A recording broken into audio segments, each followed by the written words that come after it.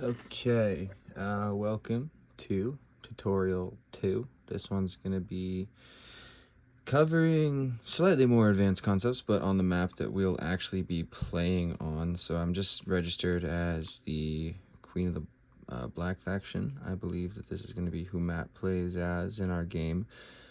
But what we're going to look into today is a little bit more of the maybe more complicated gameplay elements. So one of the things that I noticed, I don't know that I actually talked about a little bit in the beginning, was stealth units. So right here we can see that these units, if you hover over them, it says in stealth. You can also note that by the dotted line.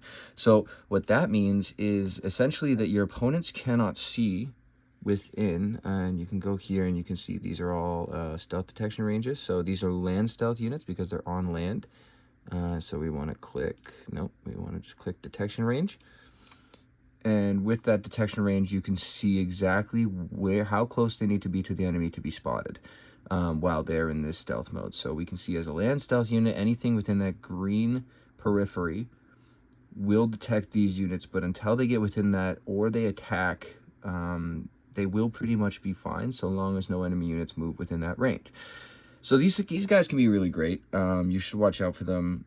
We don't have anybody who really seems to specialize in using stealth units in our coalition. Generally speaking, they are used more as auxiliary to the main forces the majority of the time. But you definitely need to keep in mind that they are a factor, especially if you think you're safe and you don't really understand how stealth units work, and then, oh, fuck, there's a whole army of these guys behind you. So generally speaking, you will be able to tell how these things work on the map. If you go to the units tab, I think actually it'll tell you something along the lines that these are stealth.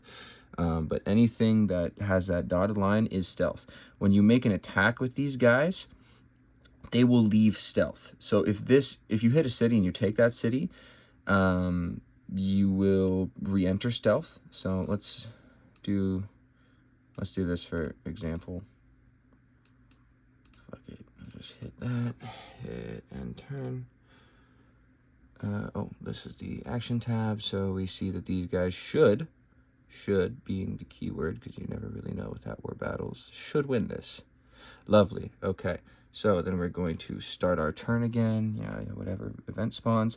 Now, if these guys had just hit a unit stack instead of a city, they would look like these guys with unbroken line, essentially, right? So that would mean that they're out of stealth, but because they hit a city, he re-enters stealth. In order to get them back into stealth, if they had just broken stealth and hit a stack instead of a city, all you would need to do would be move them into a nearby city, and then move them back. Oh, move just the stealth units, and then move them back out. And then they would be good as new. They would be back in stealth again, and you'd be good to use them. Okay, I think that covers the gist of stealth units. Also, a little mistake that a lot of new players make is believing that you can't cross rivers or whatever. Like, oh, you've actually got to follow the map based on how it goes. No, always glitch across the little rivers. Like, sometimes if you try to move right onto it, it's going to be red, but you just got to tinker a little bit.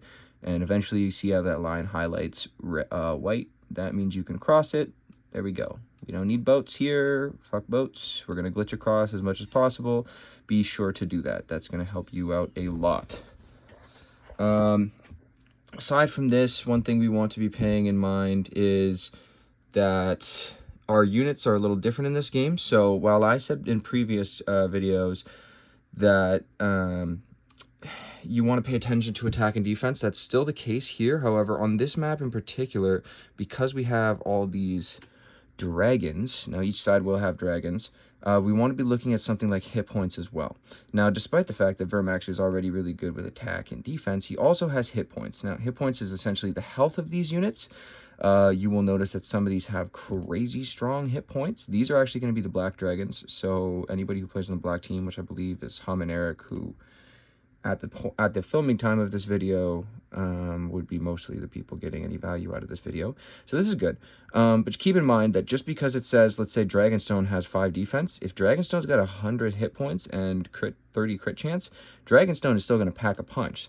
So when we're looking at, let's say, our standard attack unit, maybe a heavy Westerosi Knight or Westerosi Riders, yes, they're strong, and 9 and 5 is pretty solid stats, but they do only have a hit point of 7. So you're going to need a pretty large amount of these things if you want to be taking down something along the lines of Dragonstone, or even a Walls unit that Dragonstone may seem weak on paper with 1 and 5, but those hit points mean that it is going to require a decent amount of men to throw themselves at it to chip away at the health of it before you can actually crack Dragonstone. Generally speaking, although I haven't done as much testing on this map, sometimes these buildings, like Dragonstone in the walls, will also break a dragon as well. So be careful just throwing any kind of creatures like that willy-nilly at a building, especially at a castle. So in this map, especially one thing to keep in mind as well is if we go to our unit tab, I don't know if they can only be recruited at a certain turn, but there's also, there we go. There's also unit counters. So there is something on this map, I believe, called the Scorpion. And you want to watch out for anything that says it delivers a specific counter. Maybe, there it is, yeah. I looked right by it.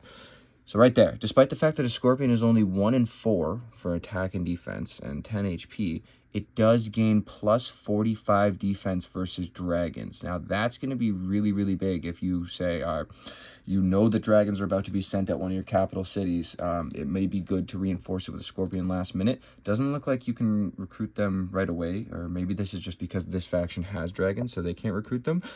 But pay attention to that, because if it adds a special defense to a select unit, then it's going to be very situational. That's why this thing is going to cost you $300, because it will be incredibly helpful in the right situations. So always be looking at attack and defense first and foremost, obviously, but pay attention as well to the hit points that you can get, the crit chance on a unit, and if it adds any additional defensive benefits like the Scorpion might in this scenario.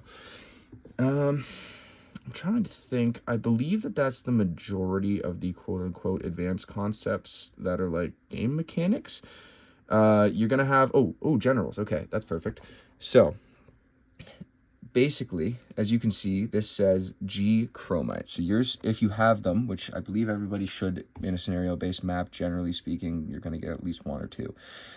This is a general. My generals currently, which will be Matt's generals in the game, they have 100 hit points, some decent stats, whatever. The main bonuses that you get, though, you can tell it's a general because you see how over here that looks a little bit different than that. That's because the general stack adds that additional layer there. So if we fly out here, it's going to look like that on the map with a star. That means that there is a general in the stack, and you are getting bonuses from that general unit added to the stack. So even though you can see these stats, they will be slightly stronger depending on how strong my general is. And this is where the game can get a little cheesy, because people with premium will have more general bonuses than people without premium, probably because they've been buying for longer. The higher level you are, the more general bonuses you will probably have. Everyone gets general bonuses, I believe, as far as I understand the game, but some will have slightly stronger general bonuses than others. So keep that in mind when you see a person with this stack. It doesn't have to look like the dragon, I don't give a shit about that, but the star around it specifically, or in cities, the additional line that demonstrates there's a general in there. Be a little bit more careful, be a little bit more wary. If you have a chance to snipe it, absolutely do that. But if it's in a big stack, yeah, it's going to be a lot stronger than it seems on paper. So approach with caution, or maybe meet it with a general stack of your own. I've already talked about the fundamentals, taking star cities, stuff like that. So we've got that largely out of the way. Aside from that, maybe just from a generally broad strategy point, you want to be paying attention and conscious of how much money your enemy cities are making. In this map, it's pretty well balanced to some extent, but you can pick apart enemy economic centers. So let's say my enemy, which in this game I believe is the case, holds areas like Butterwell and Maidenpool. Maidenpool is a much higher value target for me because look at that. Look at how much money he's making right there. That's almost $700. Probably is more than 700. Yeah, with the whole country bonus, it's going to bump up even further. And Butterwell is, it's not doing too much. That's not to say don't grab Butterwell. It is to say that Maiden Pool should be a bit of a higher value target, so prioritize a little bit accordingly. It's about moves and counter moves. I'm sorry, the fucking hose just keeps getting turned on in the background. That's got to be annoying as hell on the video. So try to line up your units where your enemy is as well. Coordinate with your team. That's always going to help you out, especially in team-based games. You're not going to win without them.